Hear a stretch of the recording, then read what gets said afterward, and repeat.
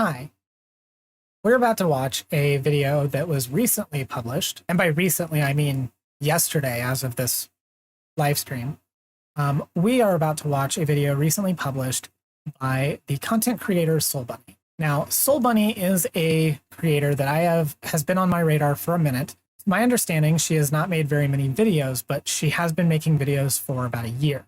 I became aware of her earlier this year when she made a video about Keffels. And I think her claim to fame, as far as it were, was to make a video, a similar video to what she's made here early last year, where she was kind of signal boosted by, I think, Noah Samson and a couple other people in that sphere. This video was just recently signal boosted by Jessie Gender. That is very disappointing because this video is horrible. And it's actually concerning to me that Jessie Gender would actually see this as a good video. I know Jessie Gender is an intelligent person, but I am sorry. I can't extend any more good faith or any more assumption of good faith from her after this. And I know she's about to make a video on Vosh, and she claims that it's not going to be a drama video, but whatever. We're not even going to touch that because this video is bad enough on its own. Now, to be very clear, this video is 47 minutes long. I do intend on watching this with all of you. And I'm going to tell you, I would put this on 1.5 speed, but I actually don't know that we'd be able to understand it if I did. So we're just going to have to go in raw, and everyone's just going to have to deal with it. 1.25, we can try 1.25, but if it gets too much, we're going to have to watch it at normal speed. But yes, this is a 47-minute video, and it is very bad. I would also like to point out that the Jessie Gender boost is real. This video was just over 1K views yesterday when I saw it, and it is now up to almost 9K. And Soul Bunny went from just having under 4,000 subscribers to being almost to 4.3. So the Jessie Gender boost is real. It is very unfortunate because this is a really bad video. And this, let's just kind of, I don't want to do too much before we actually get into it. All I'm going to explain to you before we get into this video is that this video is about the white leftist streamer circle. And when I say that, what I mean is the VCU, the Vosh Cinematic Universe. That's what it really means. Let's just be clear here. When she says white leftist, she means Vosh and Debate Bros and this circle. Evelyn, the answer is clout. Yes, the white leftist, NetSpace. The original white leftist, Vosh. Little does Soul Bunny know that all of the people listed in this video are just clones of Saige. They're all my clones, every single one of them. I actually created Vosh in a lab. None of you knew that. True, I am the OG white leftist. Even Paco is a Saige clone. Eventually, all of you will be Saige clones. The white leftist industrial complex. Let's go ahead, jump in. She's going to put the content warnings in. I'm going to also put the content warning for racism, but it's not for who you think. Yes, chicken and trousers. Karl Marx is a Saige clone. To some, the title of this video will be seen as hyperbolic. I and many other people. Wait, we're going to do 1.25. I said we would do 1.25. Color and queer folks don't see it that way due to our understanding of leftism with the intersectional lens. Leftism that isn't based in intersectionality is upholding white supremacy. It ignores the BIPOC contributions such as microaggression. Actually, with Otra, that really probably should have just been the content warning because that's what she means.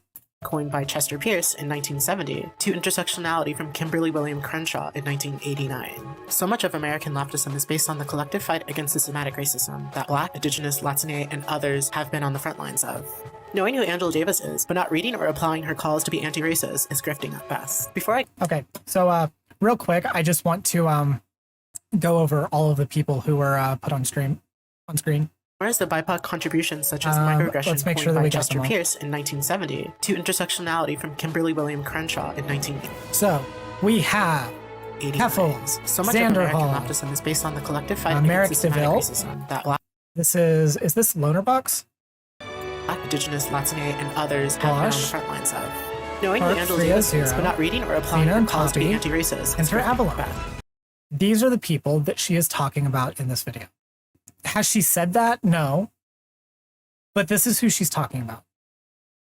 When she's talking about everything, I want you to keep in mind that this video is about all of these people. Yes, known white leftist, Shark 300. Shark is actually the whitest person on screen. White Shark? Oh, you mean Vosh? Yeah. Before I go further, let's break down what the white leftist industrial complex looks like. The white leftist industrial complex consists of varying traits, behaviors, and dog whistles. Commonly, you'd see them feeling vindicated when pushing misinformation, attacking the very black and queer people that correct their colonizer approach, having an Their colonizer approach. inflated ego when discussing BIPOC issues, focusing more on appearing to be correct than actually having a true understanding, blindly pushing right Oh, I wonder who would do that. I wonder who would try to appear correct, but actually not knowing anything. narratives in terms like woke scold and identity politics. It's more common than not for them to lack tangible connections with the communities they state to advocate for, usually only surrounding themselves with other white people, but some might have their token BIPOC that they weaponize against people of color.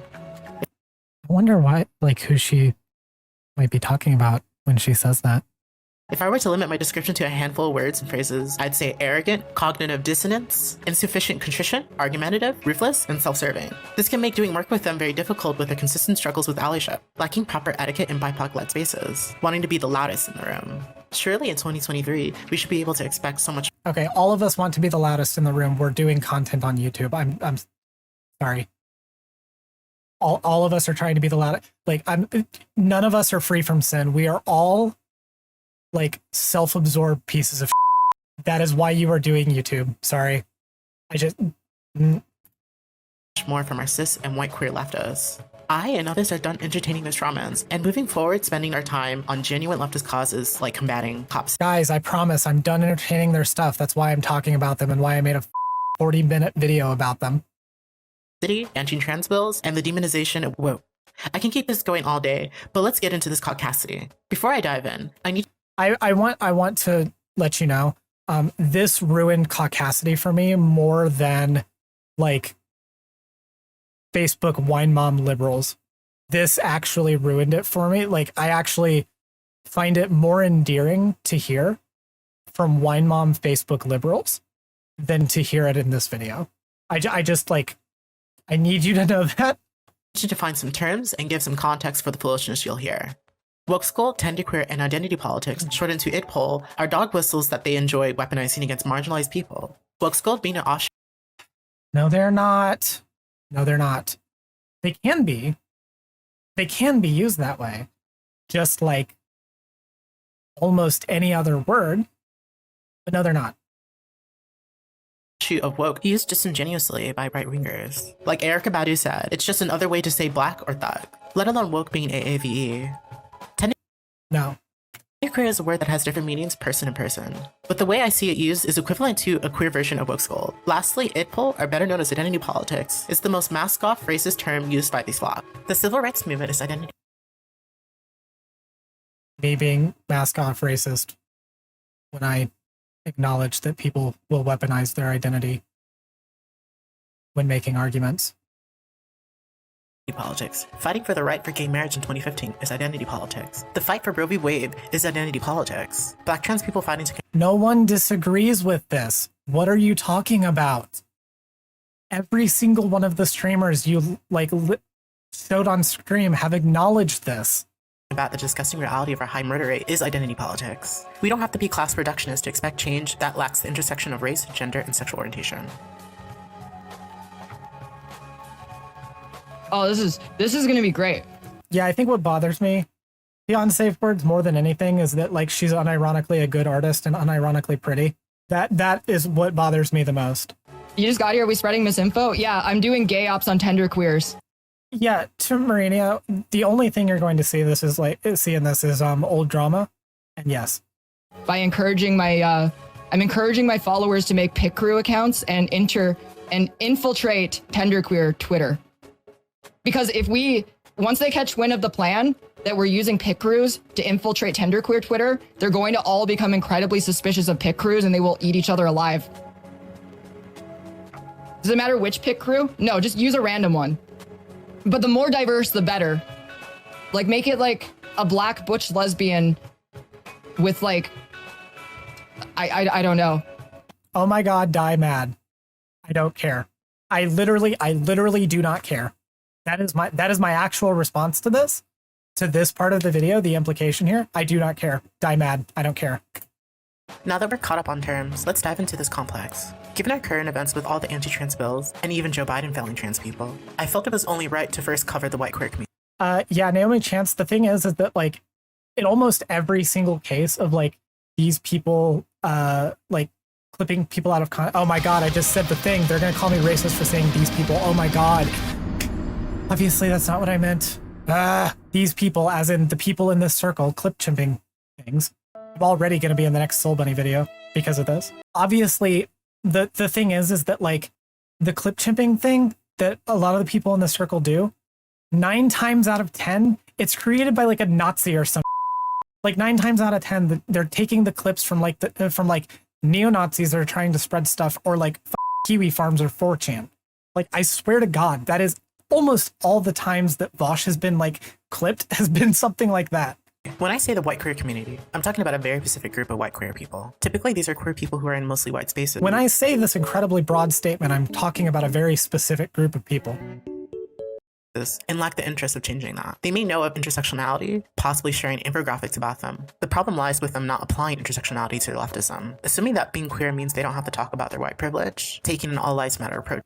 Where did any one of the people that you showed at the beginning of this video say that they don't have to address their own white privilege? Name one. Show me. One. Any. Yeah, all lives matter. To trans issues. Yeah, actually, lol. All lives matter. Oh my God. This is actually incredibly dumb analysis. As they continue that being queer means they don't have to talk about their white privilege, taking an all lives matter approach to trans issues as they continue to not acknowledge black and brown trans people. They use the trans murder rate to advocate Source for themselves, while they ignore the fact that over 3/4 of trans murders are black trans people. Black trans people are already ignored by the media. We also have citation, please. to overcome job discrimination, food insecurity, lack of housing, and overall, we're underserved. The overwhelming data has always been there, but the needed urgency still isn't there from cis. Okay, I need to push back on this too.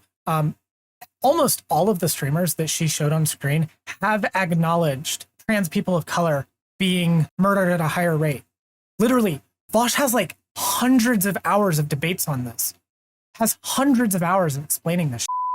Like, what are you talking about? She shows more than the usual clips, but she just shows the clips without explaining how the clips were examples of anti-white behavior. It's like they took, it's not my job to educate you as part of their video essay, but if you're making videos like this, it's literally your job to educate people.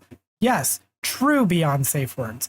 That is the thing here, is that like, have you seen any sources? Have you seen any examples, any clips of anything? Like she's posting clips of Keffels because I want you to know, Soul Bunny really hates Keffels. She has such a hate boner for Keffels.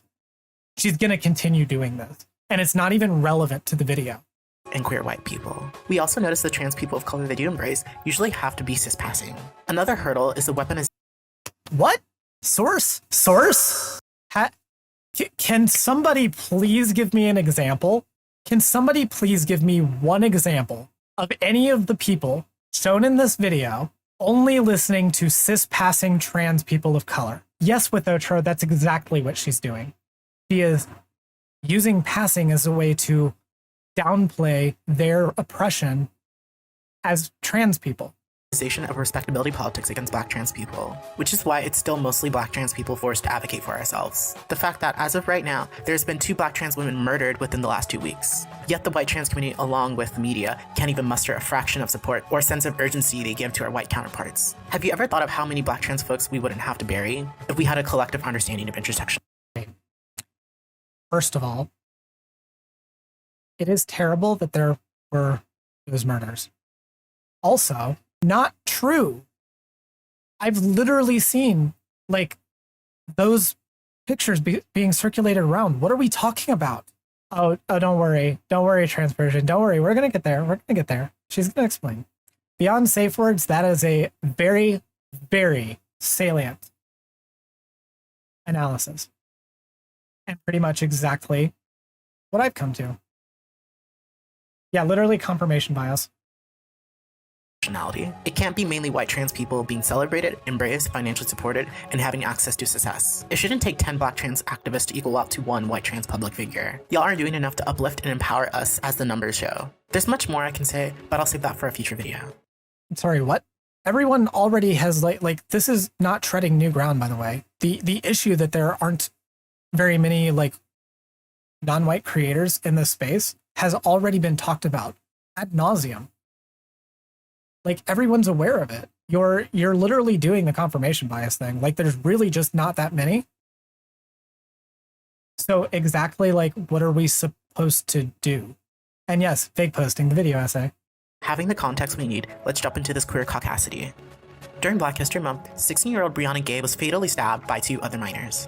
Kayleen, a fellow trans creator, made a very powerful video on Brianna Gay. This video gave the needed tone and the raw and real breakdown. It's just grief like flayed and then displayed because I don't know how else to process. I don't know what else to do. Like, what are we supposed to say? What are we supposed to do? She was 16. She was 16, and for years she was being bullied and harassed. And then Brianna Gay was stabbed to death by 2 other kids in broad daylight, a whole life gone. Maybe not a perfect one, but it was hers to live as she chose, or it should have been. I'm not going to make any claims about the motives of the killers. I'm not going to speculate on circumstances. Here are the facts.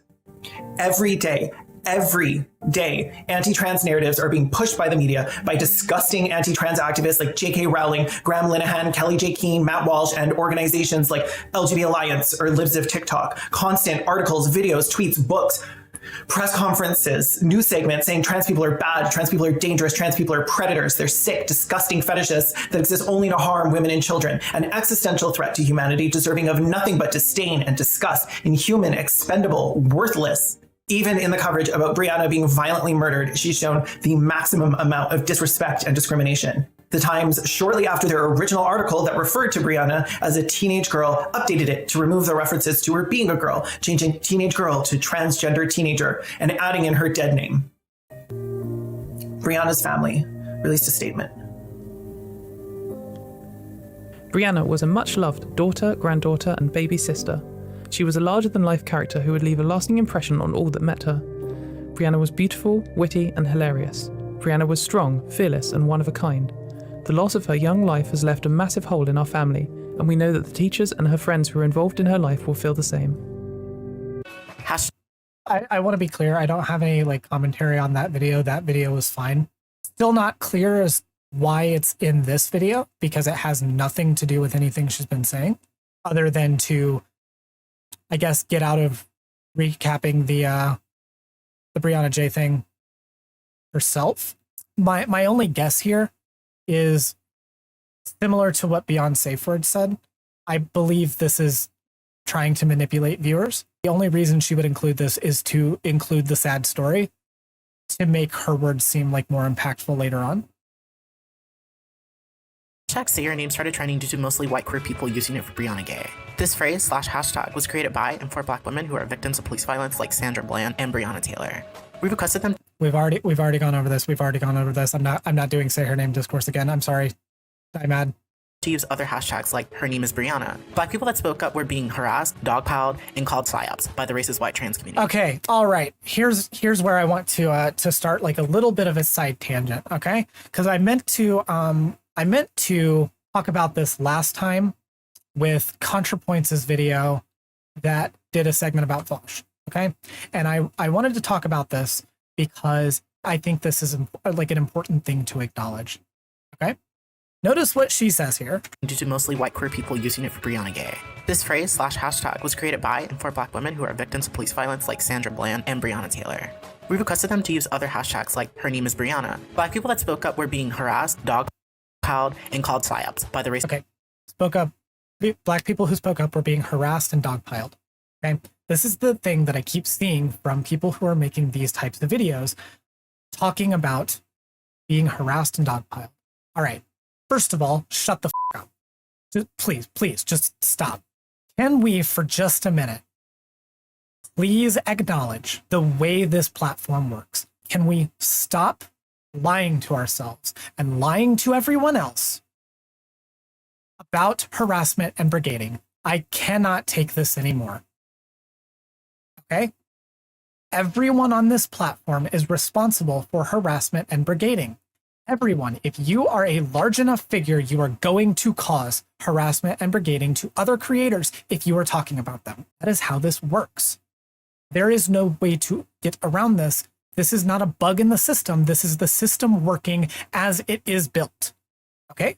The problem with Contra's part in that video where she was talking about Vosh and she was trying to say that like Vosh was sending harassment her way, that Vosh was, actively brigading her, is that Vosh was being honest about what he was doing and Natalie is not. And in this case, Soul Bunny is also not.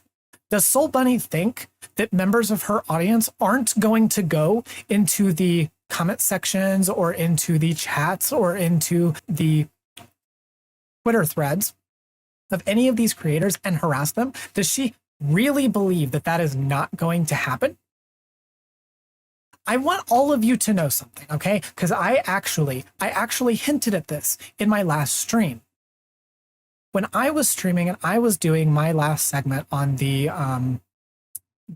TYT video, and I was talking about this a little bit, I hinted that there were a couple of creators that I was hesitant to talk about because I didn't want to get accused of harassment and brigading.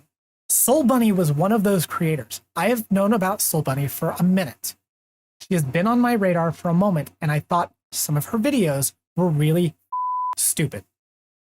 But I haven't talked about them up to this point because I didn't want to be accused of brigading and harassment when I criticized another YouTuber, and specifically a Black trans woman.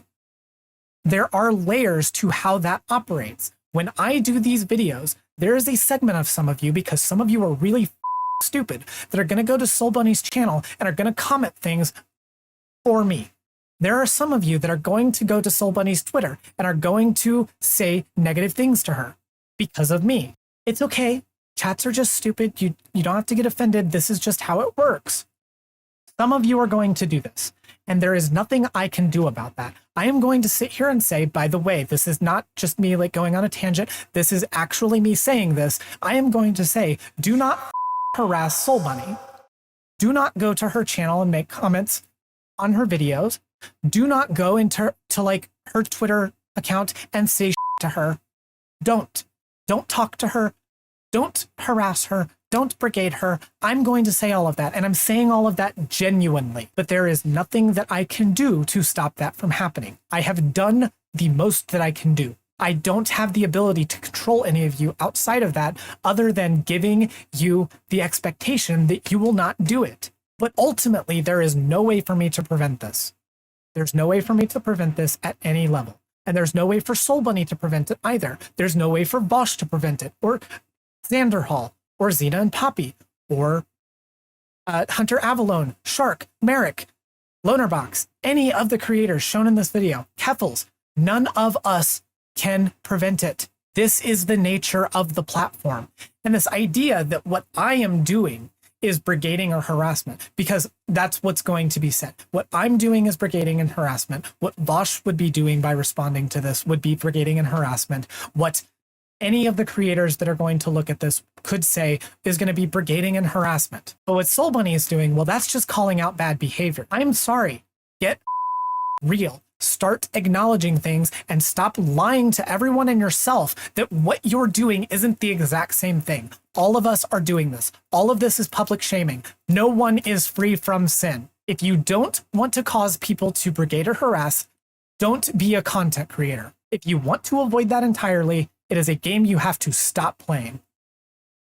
There is no way to solve for this. And if you don't want to be harassed, I said this in my TYT segment, you don't want to deal with the harassment. At a point, it is it is your job to sort through all of the harassment, to sort through the dog pile. Everyone is going to get dogpiled. At a point, it is your job to manage your own reaction to that. It is your job to sort through the bullshit and look at the good faith critiques. It is your job to do that. It is not everyone else's. It is unfortunately just a thing that happens when you are in a large public space. I know I'm getting passionate here. I want to acknowledge it, but I've been sitting on this for a few weeks and I'm really getting tired of people not acknowledging that. So this is probably going to be brought up again. I want you to have already heard this. I'm not going to address it again. I'm not going to do this again. I just want to get that out there. Okay? This has been addressed. The next time she brings it up, we're just going to ignore it. All right? Let's go. Racist white trans community. The harassment escalated when our trans comrade Jessie Jenner used her platform to speak up. Like the Avengers, racist white trans people came together to silence Jessie, who was merely showcasing her intersectionality. Okay, one last thing. Quote tweeting is not harassment. Sorry, die mad. Shut up. All of you do it to me. Like literally. Beyond safe words mentioned that I have been like brigaded and harassed. This has happened 3 times from people in this circle, specifically people in Jay's circle. But this has happened to me 3 times where I have been brigaded and harassed by them. One point, I nearly deleted my Twitter account. Jessie is the sweetest and most understanding person known to LeftTube. This is alarming to see so many from the queer community harass and uphold white supremacy in the name of what? White entitlement? It's a damn shame to have our most charitable comrade. No, it was literally in the name of like not making something, like not making the death of a trans girl about you. It's basically just using the aesthetics of a foreign culture such that you can present yourself as sort of like someone who's cultured and expert on a culture that you're like not a part of. It really does boil down to like the like economics of it all, simply because it's like, you know, I'm going to talk about Ariana Grande because she's one of the biggest examples. Oh yeah, I already like got really upset at that. So none of you, like all of you, like didn't hear my reaction. Yes. Jessie is the sweetest and most understanding person. White entitlement. It's a damn shame to have our most charitable comrades harassed out of their skin for standing up for Black women. This can't keep happening. We as a community need to reflect and learn from these queer clan rallies. Yeah, queer clan rallies. Sorry, I already like saw this video and I've already seen that clip and already had the extreme reaction. So let's you know. Again, queer clan rallies. I am sorry. You getting butthurt that somebody criticized you on Twitter is not the same thing as the Ku Klux Klan. I am sorry to break that to you. Literally not the same thing. Yeah. Queers are doing lynchings apparently. It's literally like actually insane. Yeah, beyond safe words. Honestly, when Soulbody got told that her video was bad, it was actually worse than the Holocaust. That was the same thing. It was the same thing that those were equivalent things. You know, the Holocaust was equivalent to Soul Bunny having to be told on Twitter that her video is bad. Yeah, many are saying this. It's basically just using the aesthetics of a foreign culture such that you can present yourself as sort of like someone who's cultured and expert on a culture that you're like not a part of. It really does boil down to like the like economics of it all, simply because it's like, you know, I'm going to talk about Ariana Grande because she's one of the biggest examples of someone who profits off of or otherwise gains social capital through the aesthetics of ethnic people. And when it came to like the inciting incident for all of this like streamer drama on my end, not drama, but you know, harassment campaign, I didn't even say the words cultural appropriation. Yeah, the harassment campaign, which was people on Twitter saying, "Hey, you're dumb for saying this." I didn't even say the words white supremacy, and a bunch of white people just kind of read into like what was, you know, a tweet that I posted at like 9 p.m. on a Sunday while stoned out of my face. And they added all of this. I would like you to put that comment in the back of your head, please. Was, you know, a tweet that I posted at like 9 p.m. on a Sunday while I want you to keep that, pin that in your head. White people just kind of read into like what was, you know, a tweet that I posted at like 9 p.m. on a Sunday while stoned out of my face. And they added all of this outrage and they projected all of this outrage onto me that I didn't have. Cultural appropriation comes down to issue of economics where it's who gets to profit off of these cultures and who does not. I'll start from like the very beginning. Back in August 2021, it was my nephew's birthday. We were in the second year of the pandemic. I was, you know, at my desk scrolling and I was on. Yes, beyond safe words. That is who this is. On urbanoutfitters.com, I saw this cookbook titled Dumplings and Noodles. It was about Asian like steamed buns and Asian noodles and all that. And I was like, oh, that's cool. It was like, oh, this is interesting. Like maybe I can get an idea from it. But then I saw the author's name, Pippa Middlehurst. That doesn't sound like an Asian woman. That sounds like a white lady from Britain. So in that context, I was just kind of like, not again. Like, why is this such a common occurrence where I'll try to look for something like about Asian? I told you. Soul Bunny hates Keffels. This video is literally like, this video, by the way, is her substitute for therapy. I just need you to know that. Asian food, and it's like these white people kind of like presenting their expertise. So me being me, like I just kind of took a screenshot and like a screenshot of the author and put it on my Twitter and kind of laughed at it. And then I went to bed and I had a bunch of emails, like more than usual. And then there was one I remember that said, you're just jealous of white women because they're sexy. And I looked, and my why would a white woman write a cookbook about dumplings and noodles had got a lot of traction, and there were a lot of racist comments in the replies. This wasn't my first time like waking up to find that I'd been harassed out of my skin. Had I known that my tweet had made it onto 4chan, I probably wouldn't have said anything. I just would have ignored it. Eventually, remember the 4chan raid that she was experiencing was ultimately Keffel's fault. There were people like just camped out on my Twitter feed, like replying to anything I replied to. Keffel's known 4chaner. Harassing like my mutuals and my followers. And I was like, what the hell is going on? In the quote tweets, there were, guys who were talking about like bringing a storm, talking about white genocide, this very like segregationist, like basically neo-Nazi stuff. And that was super concerning. I logged off, and the next day I woke up to the author of the cookbook kind of trying to clap back at me for what I wrote about her. As the harassment kept escalating, I got more and more upset. I locked down my account for about a week. Like, the harassment was that bad. I was still getting emails. I was getting like comments, Facebook writers page. I was getting nasty DMs. The discourse reached like Jesse Single Twitter. It reached John Kay. It reached Barry Weiss. I was on the Daily Mail because I apparently said it's racist. Again, all of this is Keffel's fault. Remember, Keffel's runs the Daily Mail.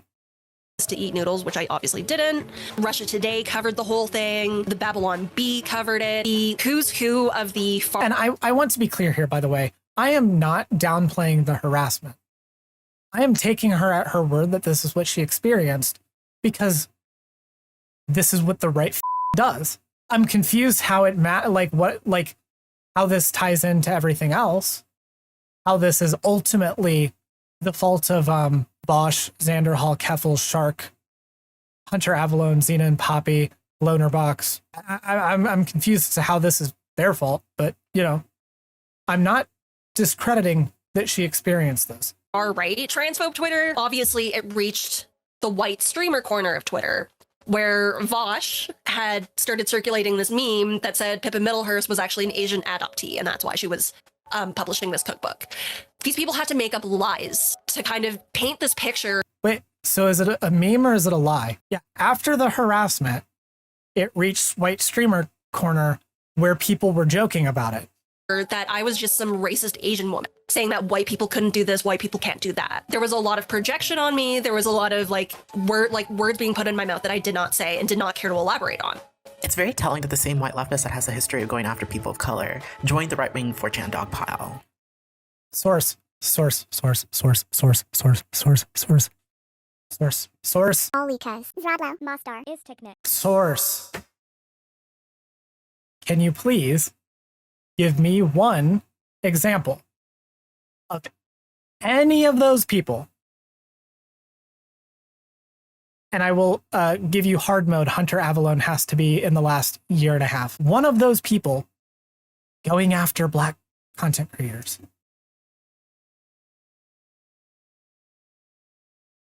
Oh, one, please, one. I will take one. Oh, it's going to be Professor Flowers, isn't it? Pushing the same strawmans and reaches, when Rosalind never said it was racist to make dumplings. It's the fact that they had to lie on Rosalind to find a justification of the harassment going on. 4chan literally made her cookbook a #1 bestseller in Asian cooking on Amazon. Keffels wasn't as big at the time, but she had also piled on. So Keffels was like quote tweeted it at the end of everything. okay, I want you to again remember this. What they're talking about right now is Vosh and Keffels started memeing after this harassment campaign had already ended, or had already run the majority of its course anyway. These are not the same things. And again, I'm going to point back to what I said earlier, which is this is your job to look through the good faith, to look between the memes, to find the stuff that is actual harassment. This is your job. Thing, and I didn't know who she was. But about a year later, when I saw that Keffels had piled on to the original discourse, I was like, oh, like now I know, like I knew who she was by that point. And it was the first time I saw her tweet where she was just like, because noodles are tasty. I was just like, that's the whitest thing I've ever seen. Like, I can't believe this like purported white leftist who like ratios transphobes or whatever also added on to this like 4chan harassment campaign. What? I'm sorry. What? Did you just unironically accuse Keffels of doing a 4chan harassment? Keffels, known 4channer. Yeah, it's a joke. Like, the noodles are tasty thing was so obviously a joke. What? Yeah, don't you love how Keffels is literally 4chan? Keffels is actually like the 4chan website turned into a person. That is true. That is actually true. Yeah, trans women aren't allowed to make jokes. Of me. Like, that's rich. So like I took a screenshot of it and I posted it simply with like the caption, quite interesting. And somehow, like a day later, Keffels found it and she quote tweeted me and the harassment campaign amped up again. In her same, like in the same thread where she quote tweets me, she's like, Rosalind is just doing this to like get attention because I have a much bigger account. Like, I don't see the problem with what I said. You know, and you're welcome. Rosalind is welcome to come on my stream and debate. You're setting me up and I'm not falling for it. And it was just like, she just. That's not how this works. That's not how this works.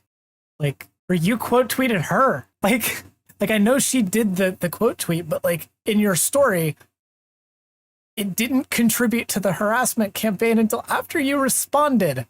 What? When she skimmed over Keffels asking what the issue with the original book was, and they just responded with incredulity. That's true, Aztec. She did do that.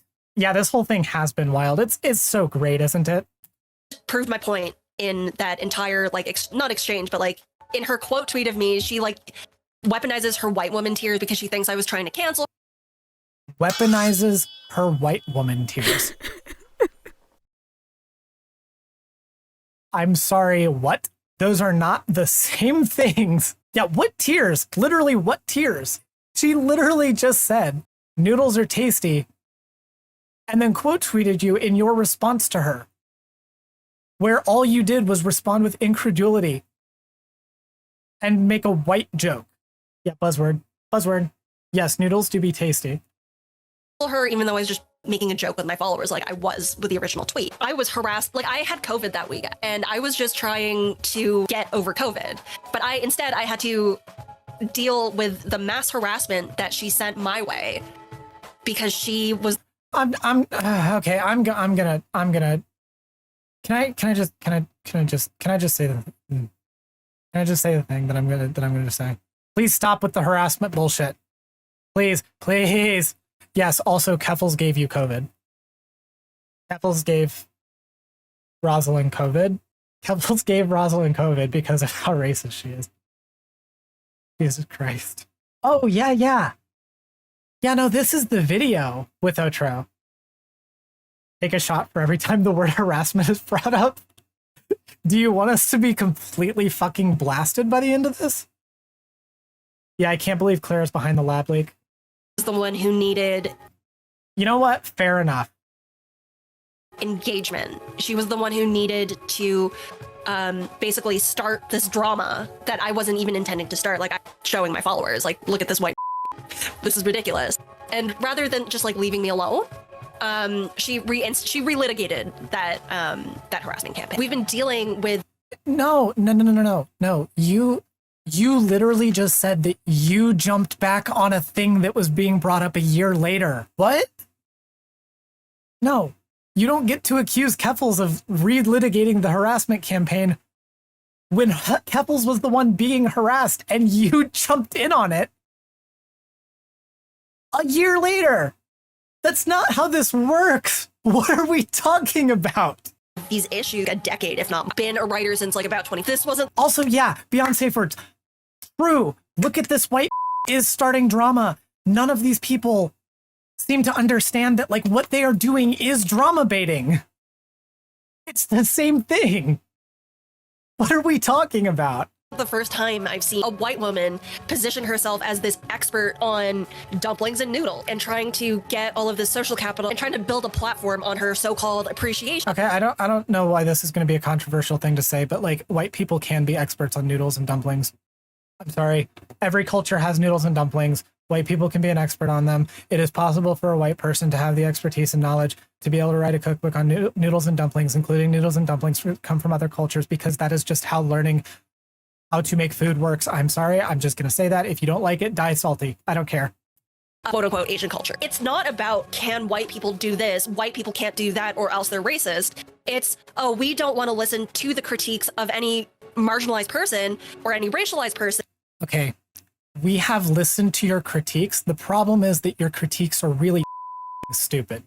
No one's not listening to you. I really hate this like you're not listening to me thing. Everyone remember the RGR thing, the like drama between RGR and Demon Mama, and the stuff between RGR and Doe and RGR and Vosh. Remember all of that when RGR kept saying you're not listening to me, and what you're not listening to me in this context always means is that if you were listening to me, you would agree with me. No, I'm sorry. I've listened to you. You're just wrong. And because it makes me feel bad, and you guys are questioning my moral integrity, and I don't like that. And I'm going to use all of the power that I have to silence me, leveraging all the power that I have to silence someone with my 1,600 subscriber, 1,700 subscriber YouTube channel.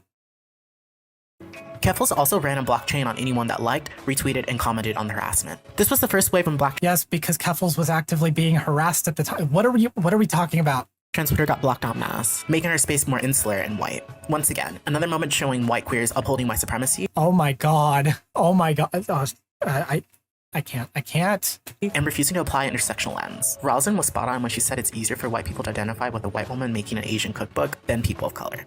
Like, the reason I love your idea about doing this video is because it's a group effort. Also, I'm just gonna get this out of the way because people are eventually gonna say it, and I'm gonna agree with you.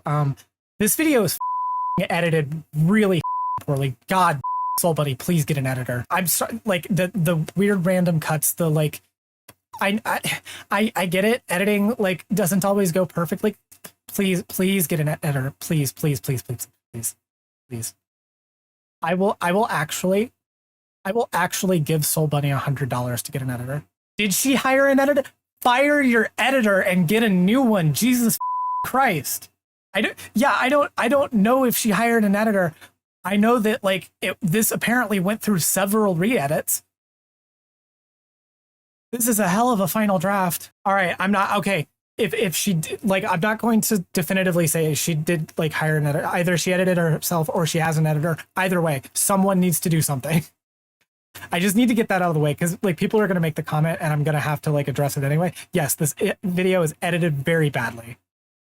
Moving on. Because it illustrates like that pattern of what these white leftist streamers do. And how they, you know, kind of weaponize their platform to just do racism on a daily basis. For source, please, one source. I will take literally anything. Just give me something of any of the people that you put on screen. Literally, just one. Please give me an example. One example. One. And it's like, if you like, especially with the white queers, it's really frustrating because white supremacy. White queers. And queerphobia, transphobia especially, like it all like intertwined, and they don't understand this. Correct me if I'm wrong, Vosh has like literally done several videos on intersectionality. What are we talking about? Like everything's intertwined, and white queers who are doing this, like, you know, doing racism for engagement bait, they don't understand how they're also shooting themselves in the foot. There was a part of me that wanted to believe that, you know, self-proclaimed white leftists like understood what was Also, yes, again, source. Please give me an example of them doing racism as engagement bait. Please show me one thing. One. Show me Vosh. Show me Xander Hall. Show me Merrick. Show me Hunter Avalone, specifically in the last 1.5 years. Show me Lunarbox. Show me Xena and Poppy. Show me one of them, please. Please give me an example. Please. happening and like what my issue was. But at the same time, it's like, this is what white people do. They're going to, circle the wagons and protect their own and essentially protect themselves. I think because they are I think it's easier for them to identify with Pippa Middlehurst than it is to identify with, people like us. I think a lot people like us, even in like progressive circles, I think racism is still kind of like a taboo topic for them. And they're very much like head in the sand. Me when racism is a taboo topic for lefty streamer. Yeah, Evelyn, it's like I want to stop pausing, but like they got to stop making a bad take every second. And like there is literally thousands of hours of content between the combined like library of all of these streamers talking about racism. Why? Like racism ended in the 90s kind of thing. Disappointing that despite everything that happened, like with the George Floyd protest, everything that happened with like hashtag Stop Asian Hate, like they still could not fathom why I would be making fun of a white woman who wrote a book about. Yes, Pippa Middlehurst is the reason that the George Floyd protests were a thing. Asian dumplings and noodles. All of these white people and, even some Asian people were basically accusing me of attacking this innocent white woman. No, Paco, racism ended when Barack Obama was elected. Who was just appreciating the culture. And it's like, y'all, like these white people love this culture that we create. This culture, like these ethnic foods, these. I told you to keep that little comment from the beginning of this segment in your pocket. That this was, just the result of a tweet that she made, an unserious tweet that she made while stoned one night? Or is this a serious critique of a serious topic that she really wants to bring serious attention to? Which fucking is it? These, what television shows and movies, they love the aesthetic. They love the products that we put out. But if it were up to them, they would rather be the ones who are kind of like gatekeeping these cultures and presenting them in a way that's palatable for their like white friends, for their white audiences. They want to be the ones gaining the social capital. And it's crazy because, these white leftists are supposedly anti-capitalist, but they don't and they can't see the issue that I was like, kind of pointing out with my very unserious tweet. At the end of the day, it is a very like ego-based reaction for them to be like, oh, so white people can't cook noodles? They're so quick to this like knee-jerk reaction, this like defensive reaction. It speaks volumes about their own principles and morals, where I love how she like started off by saying that there was a lot of projection onto her for saying things that she didn't say. And then this entire time she's just been saying the things that everyone said she said. It's more important for them to, Yes, translating culture is not gatekeeping. Also, people like learning how to like make food from other cultures is not the same thing. Like, oh my God. Get their jokes. True, Annie. It's more important for them to defend their right to be Asian food enjoyers or Asian food appreciators or whatever. I think what bothers me the most is that this one... Exactly what are we like not doing? Like, what are we not doing instead of just like, being an Asian food enjoyer? Like, please explain, please. Can you give an example? Can you give me an example of something that we're not doing, that we're instead like focusing on whatever? I'm okay. Or maybe two, if they're disabled, this like one marginalization means that they're like completely infallible to any critique. It means they think one source. Show me one example of any of them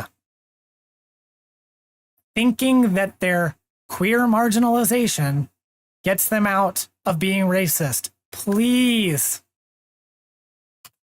Only white people can be queer. Only white people can be disabled. What?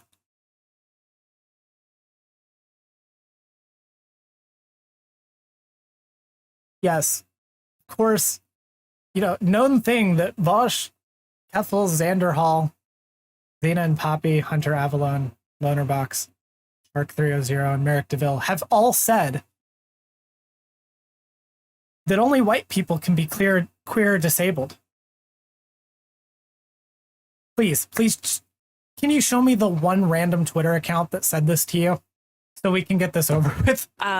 I've seen so much of that on Twitter where it's like, how can I be racist? Yes, this is literally pancakes and waffles. Really queer. It shows like this fundamental misunderstanding of like intersectionality, where if you're marginalized, it like gives you a pass or something. It's like a sticker that says like, I'm perfect. I'm oppressed, therefore I'm perfect. It's like they're using it as like a badge to say, oh, I'm progressive. Like my marginalization means I'm progressive and I can't be racist, and it means I'm perfect. And it means that I'm the most important person in the room because I'm so marginalized. And like that, again, like it's like this white need, like this need to show me on the doll where the white streamer hurt you. I'm sorry, like I'm sorry. Show me an example. Be the one voice in the room, or to be the voice in the room, or to be the most right. It fails to account for, racialized people who are also queer, who are also disabled, who are otherwise marginalized in different ways. And a lot of it is like, so much of it feels like they're trying to avoid any opportunity to do any self-reflection. If you understand that you're marginalized by your queerness, by your disability, you understand, like you have to understand that all of these oppressive systems are rooted in white supremacy. And no, they're not. What are we talking about? This is such a reductive framing. Oh my God. Yes, as Yvette in YouTube chat said, this is word salad. Like literally, that's not what intersectionality is. Okay. All of these things, transphobia, racism, sexism, homophobia, all of these modes of oppression interlock and compound each other. This is not the same thing as them being rooted in white supremacy. None of these things require white supremacy to function. White supremacy can use all of these things in order to justify itself, in order to function, but they're not rooted in white supremacy. It's also worth acknowledging that white supremacy as a concept is not as old as some of these concepts. Patriarchy has existed for a hell of a lot longer. This is ahistorical. This is also bad analysis. This is actually bad enough that I'm like willing to say, please stop speaking about these until you've actually read a book. if you're not willing to reckon with white supremacy, you're not actually for liberation. What you're for is assimilating into the power structure that keeps racialized people at the bottom. Yes, assimilationism is when make mean tweet on Twitter and say noodles are tasty. The avoidance of reflecting on their whiteness within the queer community is one of the biggest issues in our community.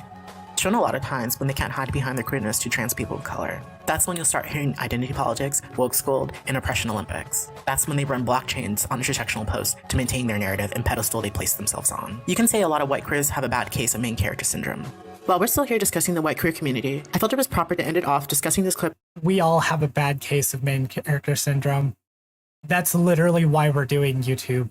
All of us, again, none of us are free from sin. We are all just as self-centered. This includes you, Soul Bunny. I'm sorry. I hate to break it to you. You're a YouTuber. You don't get to call other people self-centered. That I consider bad white queer literacy. Yeah, the Hassan raid for a charity stream makes it earn so much more money too. It's such a valuable gift. Oh yeah, no, it was great. It sucks the response to the charity stream was actually very negative, which was crazy to me. There was a lot of trans people who were trying to turn it into into a bad thing, which was For what? They were trying to say that it was entirely performative and I should have raised money to directly put into the PayPal accounts of Black trans women. I'm not joking, this was an actual thing people were mad about. If you did actually, wait. Go down that road, I can see a lot of people getting really mad and being well, are you accountable? Do you have the receipts? Did every single person get how much money? How did you decide who gets it, who doesn't? Not to mention if you want to use Tiltify, I think is the name of it, for raising money. Yeah, it's I didn't have access to the money, and also if it if I raised $200,000 on my own, and I would not only have to pay taxes, but I feel like they would be even more mad if I was like, hello, white trans woman here. It is time for me to decide which black trans women are worthy of this money I raised on your behalf. I am a savior of the black trans community. No, they would hate me for that. They wouldn't like that. They don't want that. In reality, black trans women that are being murdered at staggering rates don't give a what some random white person on Twitter is saying. We lack funding and support, period. Many of us either don't have Twitter, let alone enough reach to be heard. This clip also showed me that Keffals isn't in community with black trans folks, displaying how she cares more about how she appears than helping BIPOC trans people she states to be the CEO of. What? No. First, Soul Bunny, does she know? Does she know? Does she know that what Keffals was talking about was just literally a series of events? Like this wasn't like a hypothetical thing. No, Soul Bunny, these are things that actually happened. Like, this is just a series of events. Like this actually, this happened. I know she knows she's lying, but like, it was funny for the bit, Net's face. Yeah, the clip literally said the opposite of what she concluded. What are we talking about? I want to give a little bit of context into what she's talking about. Okay, what Keffals was saying in that clip was in like late last year, or early last year, Keffals raised a shit ton of money for the trans community, donated like for charity during a live stream, and there was a bunch of people loosely associated with Jay, who on Twitter went and started a harassment campaign against Keffals. Now, this is because Jay got mad, or someone around Jay, like, I don't remember specifically who it was, got mad that Keffals didn't just literally just take all of that money and donate it to like one random trans person for like their surgery. Okay? For those who don't know who Jay is, she's a black trans woman on Twitter who her entire existence is to just like harass white trans femmes who say things that she doesn't like. That's all her account is. Anyway, moving on. She proceeded to like get mad about Keffals doing this. Keffals quote tweeted her and clapped back, and then Jay accused Keffals once again of that same thing of like the harassment and brigading. I actually directly remember this because this is what actually made me realize who Keffals was. I actually didn't know who Keffals was beyond having seen her ratio people on Twitter. I didn't know anything about her streaming career. I had never watched any of her stuff. I didn't know who she was.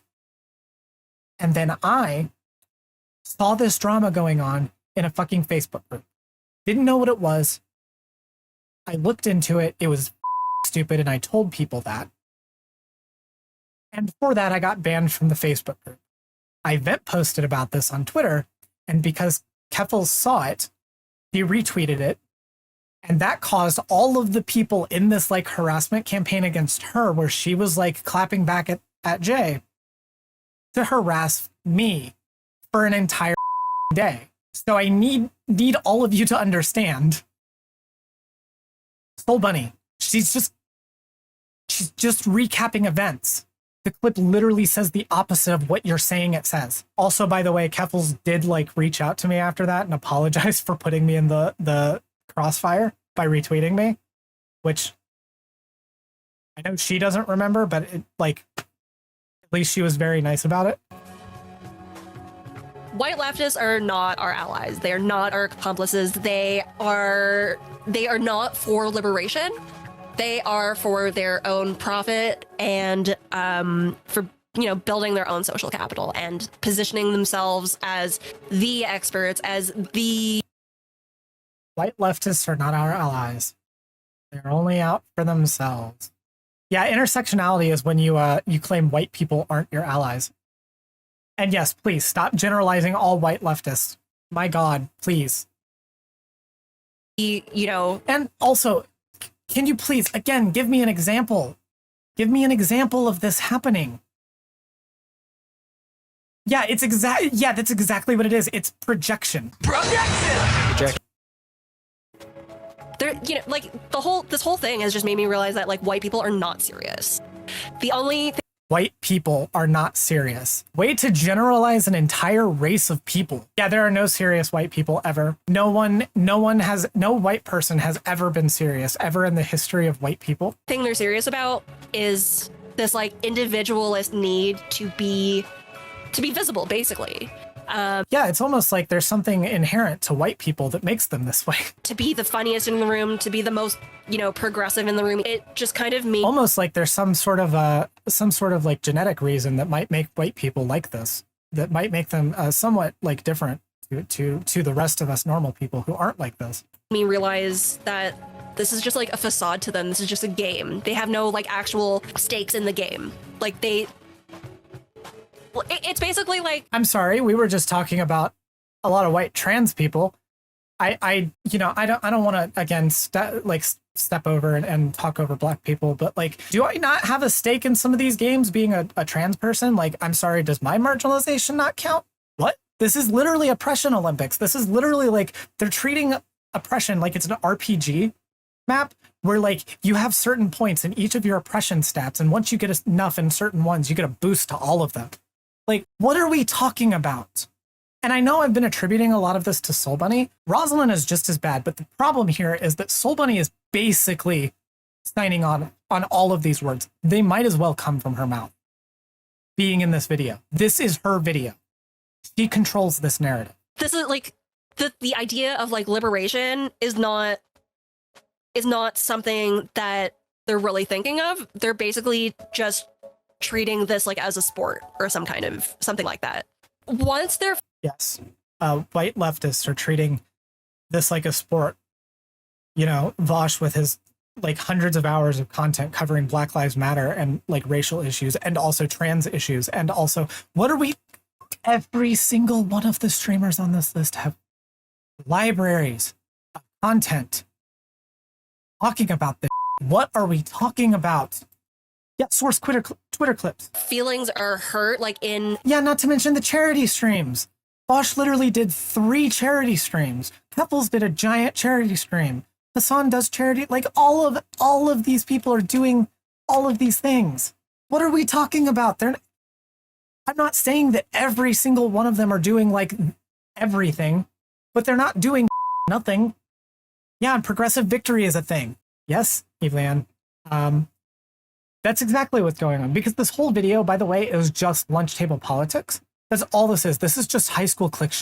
They get their feelings hurt, they will revert to their whiteness, like in the snap of a finger. Like, and like, God forbid, like I show a bit of vulnerability and like show to their my whiteness. Emotions about everything. I'm reverting to my whiteness right now. Like when it comes to like when it comes. Yeah, no, this is just actually like racist, by the way. Yeah, I'm gonna die on that hill. This is just actually racist. To like women of color, like pointing out anything that's wrong with the world, we're always angry, we're always like hysterical, we're always like irrational, and especially when it comes to like making fun of white women, like it's like we've committed this as if that is a thing that is unique to like women of color. What are we talking about? How can we revert to our whiteness when they say we don't have culture? This cardinal sin, like don't make fun of white women, like you're gonna make us look bad. And it's like, I don't care. Like, what inspired this segment was me watching FD's video that had a segment on online figures cancellations. See Merrick go into depth about why she was... I want to make it very clear. I criticized the exact video that she's talking about. It was a really good video that I made. You should watch it. I criticized that video. FD Signifier has made a way better video than you will ever make, Slow Bunny. You are not FD Signifier. Jesus Christ. Was previously cancelled while completely leaving out the biggest one. She constantly ran defense for her now racist ex-boyfriend SDL, and joined in on the dog pal on Professor Flowers and Cat Black. She also went after me for my first video essay that included her ex's racist statements. You posted a video about her, and then she responded to your video about her. That is not the same thing as going after you. What are you talking about? Yeah, and also FD Signifier isn't that good, by the way. I think Netspace, I think the implication is her now ex-boyfriend.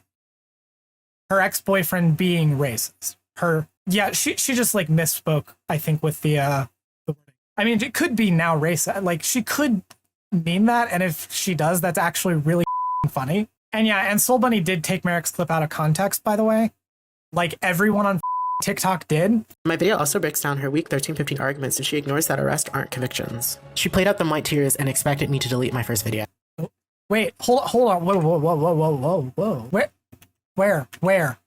Where in these clips? Where did she say to delete the video? Where? 15 arguments, and she ignores that arrests aren't convictions. She played out the white tears and expected me to delete my first video. At this time, I was a nobody with only 500 subs. What does it mean when black people get attacked and dogpiled for correcting white?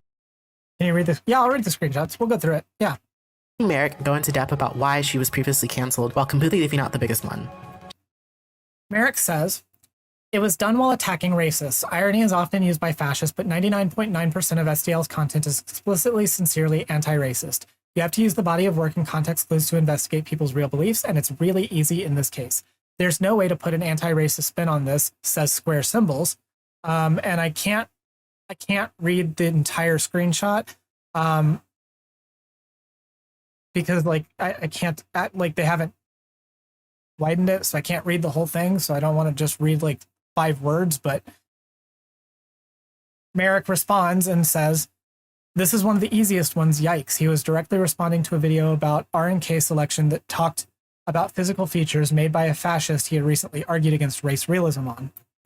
She constantly ran defense for her now racist ex-boyfriend SDL and joined in. At Sad Little Kobold says, mostly upset about bullying in the online left. Merrick responds, he should probably not be cool with Sophie from Mars, Thought Slime, Professor Flowers, or Bad Bunny then. The dog pal on Professor Flowers and Cat Black. She also. This is just them name searching Cat Black in Merrick's tweet history. Wait, why were we talking about his dick in response to Cat Black? And then also in response to Cat Black, oh God, who will think of the poor persecuted heterosexuals? Also went after me for my first video essay that included her ex. Her tweet going after Soul Bunny says, why you shouldn't trust video essayists, example 10,000. I made a TikTok video explaining why 1350 is wrong and talk about how institutional racism over policing, over arresting, leads to these stats being abused by conservatives. She overtly lies and says, I claim it's factual. This is racist statements. And then in response to that thread, she says, oh, and by the way, I've reached out to Bad Bunny, Sophie from Mars, Solari, and Noah Samson privately about various conflicts over the years, intending to talk things out, correct misconceptions, and mend fences, and I've been met with smiling in my face while continuing to pull this BS or silence. Sorry, but I'm still stripper white trash without a filter and low tolerance for fake people. I have no desire to protect people's reputations while they engage in lunch table politics. There's a growing movements around the world, but you want and then it cuts off because she didn't actually like do her due diligence in getting all the screenshots properly. My video also breaks down her week 13-15 argument. Artistic Anarchy responds to Merrick and says, skill issue on their part. To be quite honest, this person made a whole ass video essay about how they're too stupid to understand your TikTok. Merrick responds, it's about a lot more than just me. She does SDL dirty too. I was just blown away by how mean-spirited and shameless this was. Artistic Anarchy then responds, there is no bottom. So she ignores that arrests aren't convictions. She played up the comments on her TikTok we have from Twisted Rebel Joker 666. Get back to work. Stop making boring TikToks where you accept racist statistics, lol. Merrick says, oh my God, you're actually doing it. You're getting mad at me for explaining racist statistics and the racism that caused them. Holy shit. And then Goose Guy 20 says Jewish people got involved in banking because for a while it was the only thing they could do. The white tears and expected me to delete my first video. At this time, I was a nobody with only 500 subs. What does it mean when black people get attacked and dogpiled for correcting white people's advocacy for us? Can you see? Apparently it means you get to 4.2k subscribers. But I feel that can hinder a lot of work when we're stuck discussing one-on-ones with self-appointed allies. Hey, it's me again. I felt the need to pop up to relate and to understand the seriousness of the situation I'll be discussing next. I want to show them the productive attitudes writing about this drama, but these are real people's lives, and never should have escalated to the scale that it did. And honestly, that's really sad. The blatant trans misogyny is sad. The harassment, the dogpiling, and just fathers coming from white leftists. That's sad. Please listen to the perspective we haven't been given and understand these are real people's lives. It's white people making these spaces unsafe for us. And that's not us being insular. It's them refusing to learn or understand or otherwise like meaningfully engage with any anti-racist theory or any anti-racist like praxis. No, it's us not willing to accept your bad definitions of things and not willing to take your critiques because we disagree with them. That's not making space. That's not making space like spaces unsafe for you. No, this is classic emotional manipulation. Racism is very serious and it can be extreme. White people should treat it seriously, but they have this like stereotypical idea of racism that for them, it's like a very high bar to meet. You know, they don't see that calling any black leftist a psyop. They don't understand why that's problematic because they only see the Klan hoods as a valid form of racism. What? Yes, all of us white leftists only see racism when it is literally Klan hoods. What are you talking about? Please, I'm begging you, please, can you just give me one example? I will take any example, one source, please, one source, please. Holy please. I am going to continue to deteriorate the rest of stream, by the way. I just want you all to know that. They're not dealing with like the root cause of these oppressions. And it's kind of like why we keep going in this like endless circle, because we have to keep explaining to white people that yes, white supremacy is actually at the root of everything. It's at the root of misogyny. It's at the root of queerphobia. It's at the root of transphobia. It's not. No.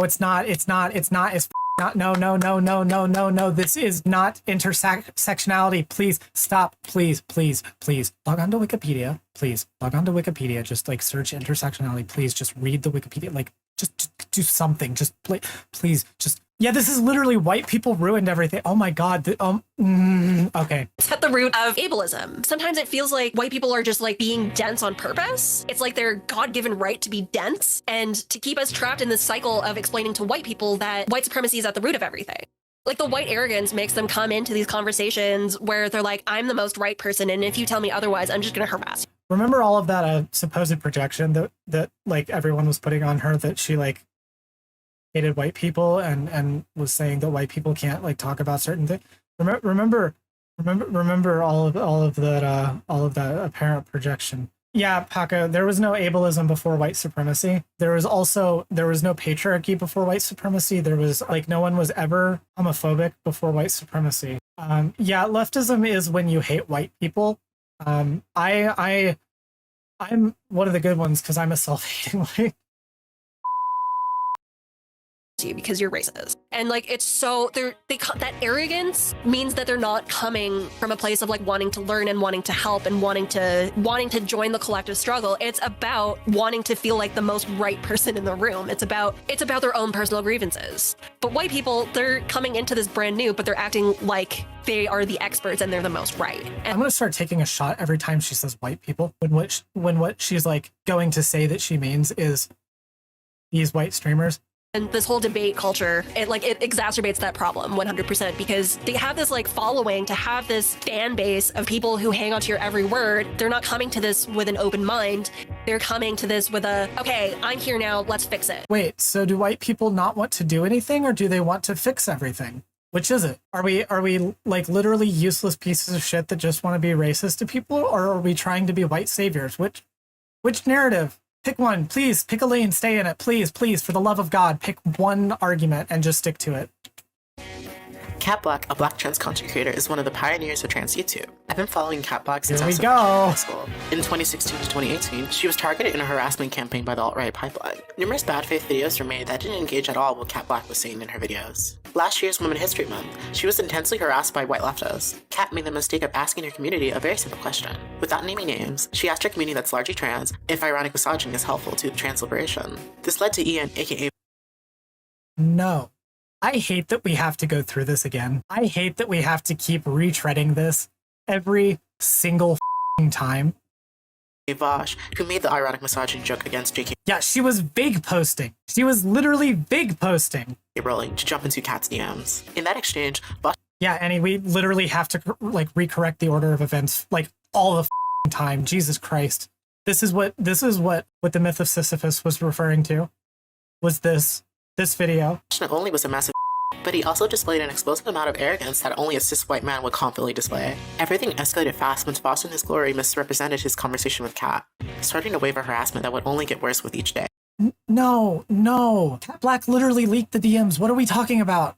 In her attempt to shut down Vosh's lies in low digs, she rightfully released DMs that showed how unhinged and self-important Ian is. At this point, Ian decided to escalate the situation even further, taking it to stream to weaponize his live audience. ContraPoints, who's one of the biggest video essayists in LeftTube, also fell victim to Vosh's stream. ContraPoints simply speaking up on his bad faith attacks led him to sick his fans on her. All this because 2 trans women told him that ironic misogyny isn't helpful to trans people.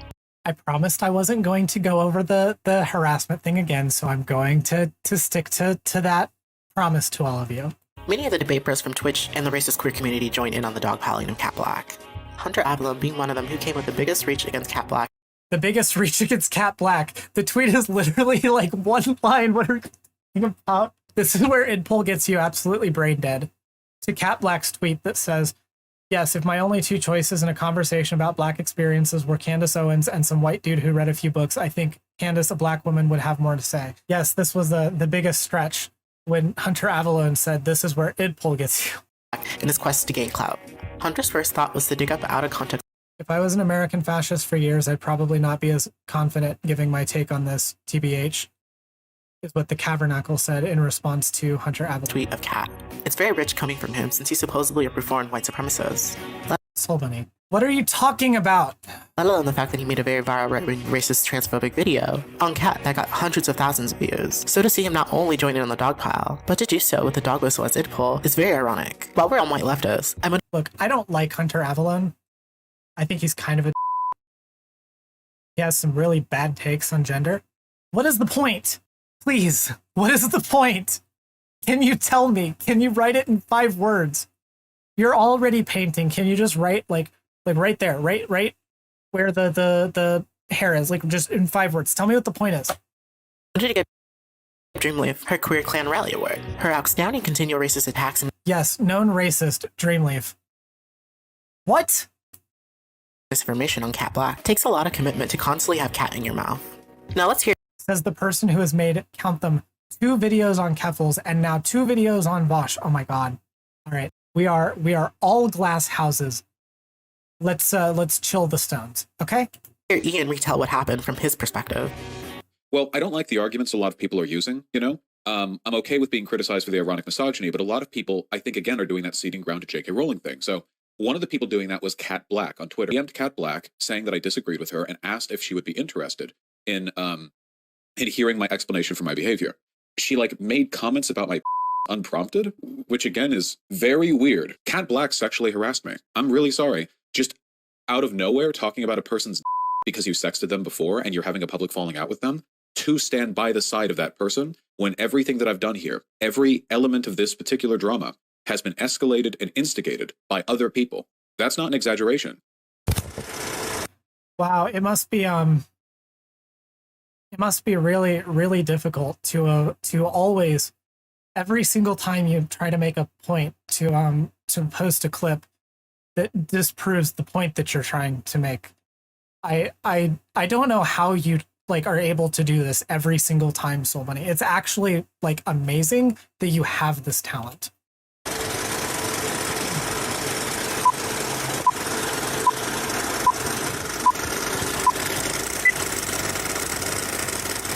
Yeah, Vosh, pretty much exactly what Cat Steed Season 2. All right, are you guys ready for the mildest hot take in the universe? Okay. Super idpol, lefty black women who are really condescending to white people in terms of their ability to engage in political discourse. Love white dudes. It's the exact same reason that racist white guys all watch interracial to jerk off to. It's the exact same thing. It's identical. There's no difference. It's literally the exact same goddamn thing. It's true. I'm sorry, guys. People who have racist thoughts tend to weirdly fetishize interracial race shit for probably reasons they should be more critical of.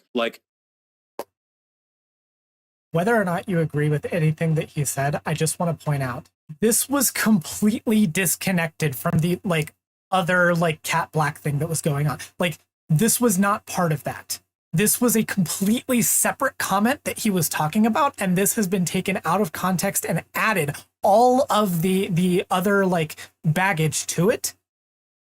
And it's really disgusting that she would use this as an excuse to do sexual harassment apologia. Is this not exactly like all of the woke scolds who would reply to ContraPoints and say stuff like, are you done invalidating the voices of trans women who have been hurt by your content? It's such a presumptuous woke scold kind of behavior because you're presupposing, the more of you are in the replies being like, that I'm not doing the harassment thing. I'm not doing the harassment thing. I promised. It's not what's happening right here. Like, this is necessary, okay? Publicly shame her into changing her mind on this. I just think it's funny how he's talking. So here we are, lol. She really is mentally a teenage girl. Don't they say trans people go through a second puberty when they transition? Oh my God, I didn't even. I'm sorry, that was just a funny joke. Die mad, I don't care. It was a funny joke. I would make that joke. See this. Wait, she's genuinely. I'm so sorry. Do you guys remember the DMs that we shared? As you saw, he did everything to escalate the situation. He starts by using anti-white. No, he didn't. No, he did not. No. Cat Black escalated this situation and Vosh continued escalating after the escalation. That's, oh my God. Which at this point. Also, like, please learn what a joke is. Please learn what a joke is. Please. Is more than a dog whistle. His fetish comments were pulled completely out of his rear, especially when you know that Cat has discussed race play for years. They were pulled out of... He was discussing something else. It wasn't... Oh my God. Cat is so open in her content about her experiences of Black trans women being fetishized. I haven't even spoken on him going after ContraPoints for simply calling out his ego. Trans people's lived experiences will always hold more weight than what some arrogant cis white man has to offer. And don't waste your time with the Blair White and Candace Owens strawmans. You don't even realize you weaponize them against Black people just as much as white supremacists. Keep that in your back pocket. The Blair White, Candace Owens strawmans. Keep that in your back pocket. Now to these important next clips. It's real bad. You guys saying that she leaked the sects, which by the way, I saw large content creators repeating the fact that she leaked the sects, which never happened. That did not ever happen. No sects were ever leaked by anyone. All that Cat Black ever did was say that the greatest extent that they ever engaged was to sext a few years ago. You guys have been spreading that lie all the over the place. And honestly, that's fucking shit. Just fucking misinfo. And it is, I'm seeing it now, by the way, people perpetuating this. And this is how you start to build up a cancellation profile for someone who didn't even do the things you're accusing of them. Okay. I'm going to need to have to revisit the actual specifics to actually look into that. I'm willing to take Demon Mama at her word that what Cat Black did was reveal the fact that they had sexted and not the actual sexts. That doesn't change a single thing. It literally does not change a single thing. Yeah, we can read the tweets from Shark. No matter what you think of Vosh, what Kat did the other day was 100% sexual harassment, true, and it's just plain gross. I always speak highly of Kat, especially with her talks on sex and consent, which makes this even more sad. Revealing intimate conversations and publicly trying to demean and humiliate someone about their genitals is so nasty and manipulative, it genuinely shocks me some people took it with such nonchalance. If I had a falling out with a female streamer and I talked about how we sent lewd texts and she has weird tits just apropos of nothing, I hope you all would tear me apart for that is so childish, weird, and sexual harassment. Also, these screenshots don't even do that. Shark literally said that she leaked that they sexted. He didn't say that she leaked the sexts. And then Claudia Brown responds to somebody else responds to the tweet and says, did she not reveal such a thing until after Vosh on stream accused her of having a white fetish? I don't tend to support retaliatory tactics, which is why I don't like Vosh, mind you, but that point does seem lost in the overall discourse. And then Claudia Brown says, what he said, I think, was a low blow, but she responded by going even lower. I think that's just fucked, honestly. Neither of them came out looking particularly good from all of this, but I feel like Kat leaking sex and insulting his dick just undermines all her stuff on consent. Okay, Claudia Brown said that. Shark did not. If you're going to... Soul Bunny, if you're going to argue this, get actual receipts that prove your point. What are extent that they ever engaged was to sext a few years ago. You guys have been spreading that lie all the info. And it is I'm seeing a file for someone who didn't even do the things you're accusing of them. First of all, F you Shark for being another Black man complicit in some racist transphobic bull against a Black trans woman. You're really giving leftist Candace Owens vibes. You were so mask off with your back.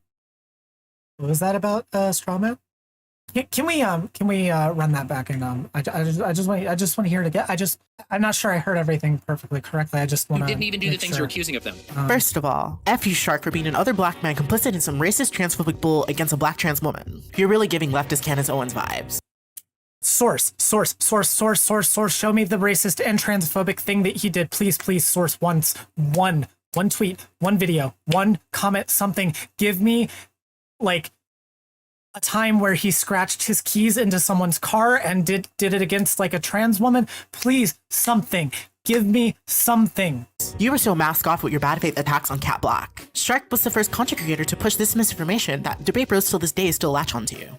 The hordes of racist white queer people that ran with this to attempt to silence Cat and anyone calling out the bold trans misogynoir. Shark gained a lot of clout and profited off of the attacks. Black trans people don't have to accept contradictory allyship from cis black men, throwing black trans people to the wolves that are debate bros. Cat wasn't the first or the last trans person he's gone after. The clout and access he gained after strategically going after Professor Flowers was the first time I sensed coon vibes from him. At the moment, You sense what vibes? What vibes were those? Yeah, yikes. Yikes and oof, and also yikes. This is just racism. Like, it's just racism. I mean, what? So, buddy, racism aside, can you once again please provide me one source of Shark doing this, of Shark being racist, transphobic, of Shark doing something like benefiting off of his attacks? Like, again, I don't really want to go back into the harassment thing, but like, Professor Flowers was being criticized for a thing that she said publicly. That's not harassment. It's not. Yeah, source, I made it the up. he lacks any contrition for the hate he pushed. I don't have time to deal with Uncle Ruckus Jr. when my black and brown trans siblings— Can we stop with the racism? What? Are lacking resources, support, dying, and being murdered. There's a lesson from this that I want leftists and especially cornbread to adopt. Yeah, people are dying and being murdered, and you're over here making YouTube videos. What are you doing, Shark 300 for Black trans community? You're just sitting here making YouTube videos. I, a video essayist on YouTube, am doing something. I'm starting to wonder when the actual argument is going to be made, because so far, nothing in this video is an argument. Understand. To have allyship with black trans folks is so much more than publicly stating your support. To be intersectional with us, you need to include us in your dialogue. You'll need to share your platforms to help push nuanced discussions. Learn what trans misogynoir is, which I discussed in my video Transphobia and Trans Misogynoir. Now back to this caucasity. I will not move from my positions because I am right and confident in that rightness. And I have not, nor will I ever cede ground to bad arguments because they're being— Yes, hashtag let it be known that I'm against racism and have defended a black man now. But oh no, I'm now anti-woman because I defended a black man. Being offered by people with different lived experiences than me. We will be mass banning people from my subreddit who take any position other than the correct one, which is mine. Also from my chat and from my Discord. There were a lot of people here in my community and chat who were defending Contra throughout all this, but Contra never actually posed an argument to me in public. What am I supposed to take from that? Don't you think the whole I'm right, you're wrong mentality encourages this kind of behavior? No, never cede into the abusers. They want you to think that being confident is what they have a problem with. They want you to believe, oh, things would be so much better if only you were weaker and more susceptible to peer pressure. I will never cede anything for the sake of optics with these people, okay? Never in my life. I will tear this entire community to the ground before I cede even the slightest point for the sake of getting them off my back. I do not care. I will never care. I'm building my nest egg, all right? I'll do this for as long as I can. I will never in my life back off. And if more people were like me, the left would have won the online space years ago. After what? Why? What's the point? Like, what is this supposed to be? Like, what is this an example? Like, what? You're Soul Bunny, you're just playing random clips now. You're just picking random clips of Vosh and you're just kind of putting them in there. What is this supposed to prove? What are we doing? After watching that, aren't you eager to give him the most helpful trans ally award? If bad media literacy was clips, it would be these. What? Because he went on a hyperbolic rant about banning people who disagreed with him? What? Oh yeah, Netspace, I'm sorry. I forgot, like, She was already doing that. I'm sorry, I forgot. Strictly only being in community with trans people that agree with you as this person says it all. This is exactly okay. Even if I accepted that show wasn't just like literally him memeing and being hyperbolic like he usually is, I would also ban people from my community that had bad opinions if the opinions were like really bad. Like obviously it's a case by case basis, but if I am extremely confident in my opinions and I believe that certain other opinions will cause harm, why would I want those people in my community if I'm trying to advocate for my beliefs? What? And also, yeah, beyond safe words. Vosh and his chat fight all the time. What are you talking about? exactly what creates insular spaces where white supremacy in the queer community can grow. He purged away the remaining intersectional trans people in his space and built walls like the arrogant, entitled white boy he is. To be this explosive over being corrected is what BIPOC leftists fear in shared spaces. Over being correct? What? The cognitive dissonance is white supremacy. Like, let's be real. But that weird cognitive dissonance, like, more buzzwords, more just using words to sound smarter. It was a bit surprising, you know. Like, and this is my real life, you know. Like, these are my like lived experiences. Whereas these like white leftists are just like, they're just doing Discord. They're just shit posting. They're just trying to get content for their streams or whatever, and they're trying to do this like react. What is this video? What is this video? This video is literally just that. I'm sorry. I'm like, I didn't want to go into this doing the whole like you're just doing this for clout thing, but no, that's literally like this whole video is literally that, exactly that. Please, can we just be honest? All of us are doing this for clout. All of us are doing this. I'm doing a drama video right now. You're making a drama video. This is all drama and clout bait. What are we talking about? And yes, can we stop saying white people? Where'd you find this gringo, man? The Mumford & Sons concert and Actionary grifting, like a lot of people on the right do. Like, I yes, we're all right wingers for, I don't pick a thing.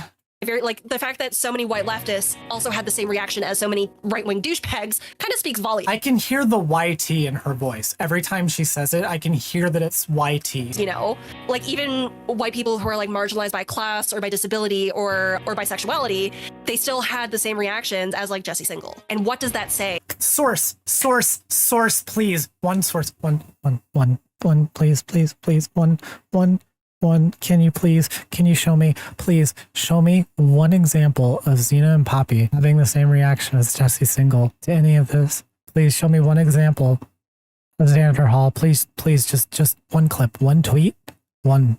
About whiteness. What does that say about so-called white progressives? This final mask-off conversation I'll show you is of Ian talking to Andrewism.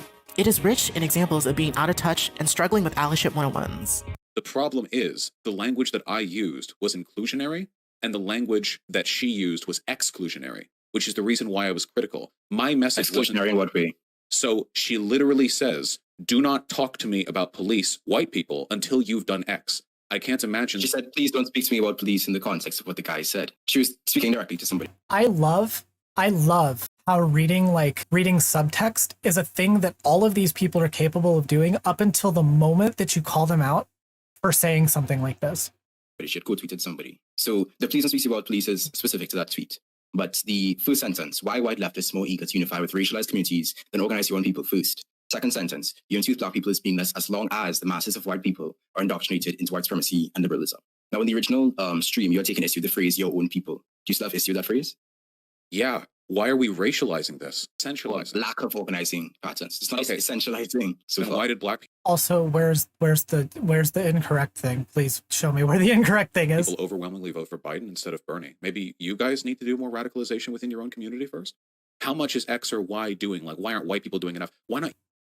No Name is also openly anti-Semitic as fuck. Okay, I will take your word on that. I have no idea about anything about No Name. The last time I actually heard anything about No Name was literally this drama. So like, I'll take your word for it. Use positive language that includes people. White people have a power that black people don't. Because you don't need to coddle people. Oh, see, now we're getting to it. Using inclusionary language is coddling. Anti-revolutionary rhetoric. This is counter-revolutionary from No Name. The original tweet is saying, hey, workers of America, we need to rise up together and recognize that petty racial infighting is not the way to solve our problems. We need to work together against the collective institutions that oppress us. You have a weird way of perceiving these sort of things, but let me scale back a bit. If you were a random white kid and you saw this tweet, like you realize... We're not talking about random white kids, Fosh. Random white kids are future revolutionaries. White Boy Summer is a revolutionary's haven, okay? We need those random white kids. And they see a tweet like this, and what do they think? How can you recruit new people if you don't care what normies think about our movement? How can we recruit new people if we don't care about what randoms think about our messaging? We need to know. We need to be appealing to them as much as possible. We should be having bake sales to get these fuckers in our doors. There are people who are going to say that I'm tone policing, but that it's okay to tone police massive public figures when they're giving political messaging. That's an okay time to tone police, actually. Optics is very important when it comes to bringing over new people. I don't think we're ever going to agree on that.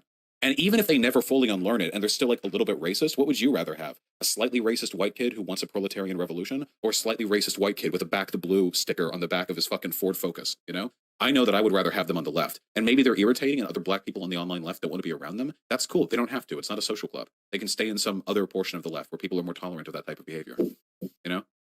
And who do you think is going to create that path? Who do you think should create that path? Who do you think should be putting in that difficult work to build that path? Well, I do it better than pretty much anyone else, I think. So I'd say me. Yeah, I think other white people can use their privilege to try to access those communities. Which is No Name's point. No Name was basically telling... What is this supposed to indicate? Please. White people to sweep their own porch before coming to pick apart black people's advocacy. Being that white Americans have yet to tangibly reckon with their whiteness. They still at large are struggling to push anti-racist efforts within their own spaces. It took an entire hour for Ian to finally understand the No Name tweet, only to gaslight his way out of reflecting, purposely refusing to understand since his whole argument he relied on would crumble. Okay, first of all, no. Also, that's not what she said. Also, no. What? Placing more importance in personally feeling right than truly understanding what androgism and No Name are conveying. The idea that black people have the tone police our intersectional leftist spaces, for some likely still racist white boys to feel welcome is quite literally counterproductive. The only people that need to be doing bake sales and going door to door are other white people. The Black Panther Party and MLK were largely unpopular, yet they made so much progress. Progress that was made without the majority of white Americans and normies. Moving forward, we should stop What? I'm so tired. Engaging and going back and forth with bigots that dig their heels in. That time could be better spent uplifting and helping build intersectional leftist creators, especially Cornbread Tube. Watch more women of color, queer, and trans content creators. Together we can encourage a healthy space welcoming more diverse voices, where tone policing isn't the norm, nuance encouraged, and our lived experience aren't dismissed. Let's together walk into this new leftist era where truly intersectionality is the norm. With that said, I wish you endurance as we push through more anti-trans and CRT bills. Special thanks to... Okay, it's over. It's over. It's finally over. So that was a lot. Oh yeah, Poly People. Poly People was on screen. I think that alone is probably justification enough to write off this video. Anyone who unironically listens to Poly People, that is a special type of self-harm that you're inflicting on yourself. Wait, any links? All right, let's see. You double down what she said about Shark. I got them pressed since I struck them where it hurts. I simply said the quiet part out loud, which is them outraged over me calling Shark the... Oh my god! This is just racism.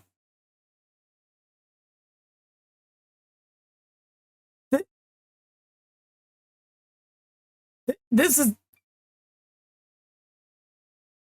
is just racism. Yeah, C slurs when you don't agree with me. Okay, so let's settle down for a second. Let's settle down.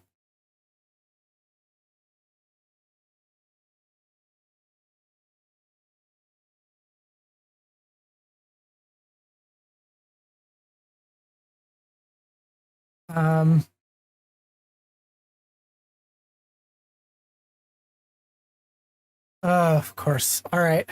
From FD Signifier, I don't want to minimize the capacity for harm that happens when Keffels and similar figures do harmful or even just troll for attention, but I do think it's incongruent with the reality of her actual influence in the space, let alone the fact that this is very clearly a branding and marketing strategy at this point. But if you really want to stop Keffels and other bad actors who have some influence in the space, I guarantee you that 13K tweets about Soul Bunny and her content are a better way to do it. What the f***? Do we have, Evelian, you sent this to me. Do you have the actual, like, link to this tweet. It looks like this is part of a thread. I would like to see the full context of this before I just like tear into this. If you have the full thing, I would like to have the link. Just post it in chat, because to be clear, this is dumb, but I want to know the exact reason that it's dumb, rather than just calling it dumb. Pebbles is trending on my feed. Pebbles has 42,000 subs and 13,000 tweets about her. Okay. I really, really want everyone to take a moment and consider the totality of what that means and how this works. I don't want to minimize the capacity for harm that happens when Keffals and similar figures do harmful shit or even just troll for attention, but I do think it's incongruent with the reality. Oh wait, this is old strategy. Wait, isn't this when she went into rehab?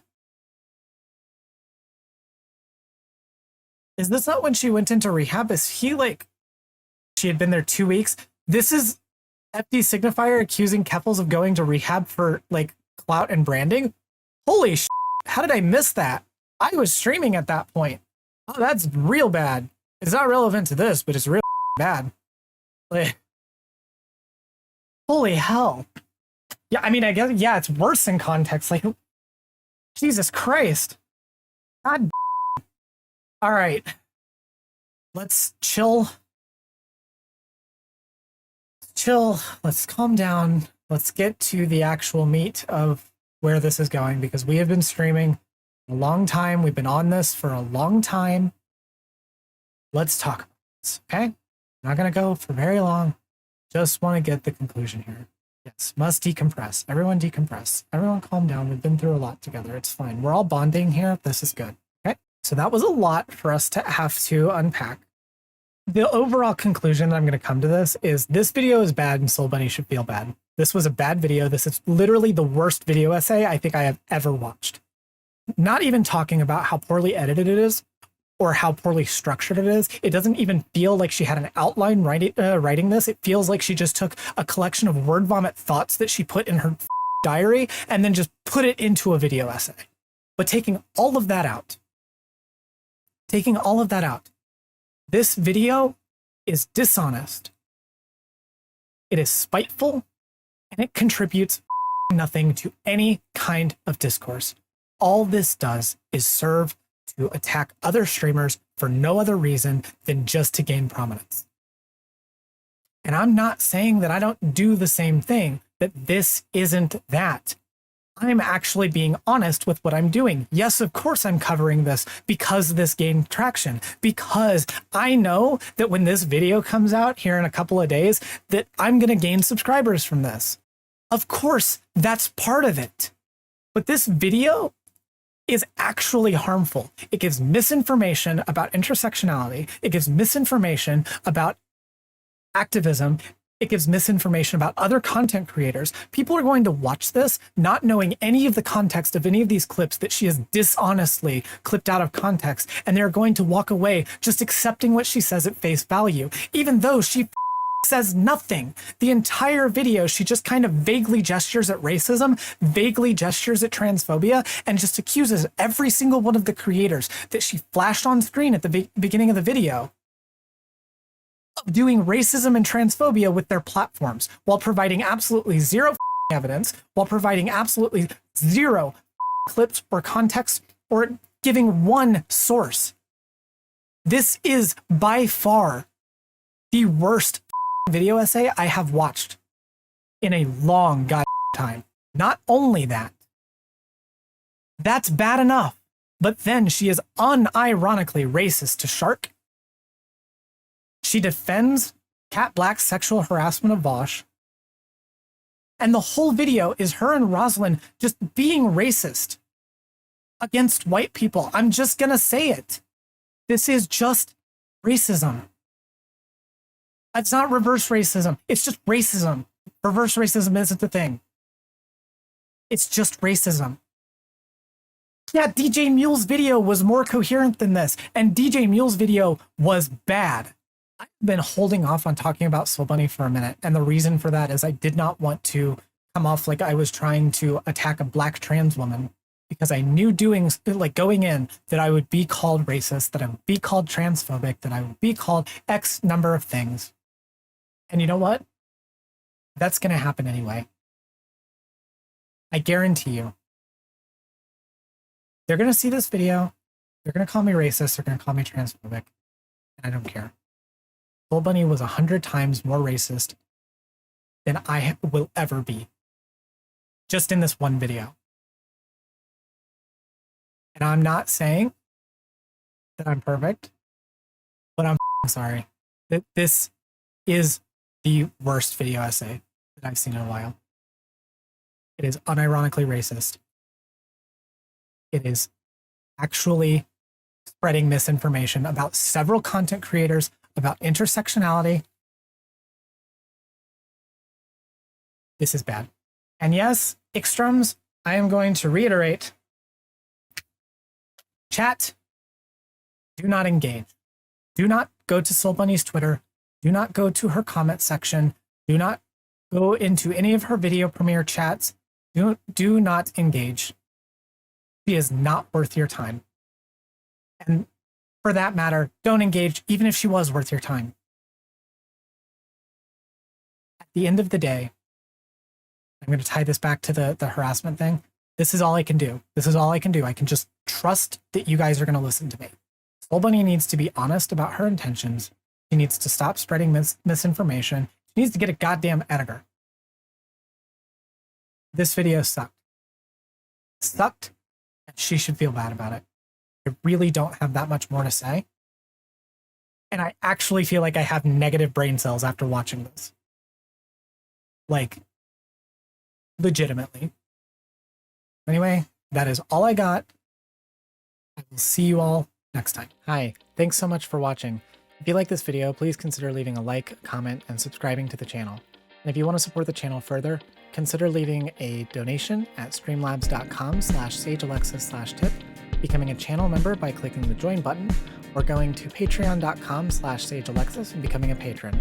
Thanks so much for watching, and I'll see you in the next one.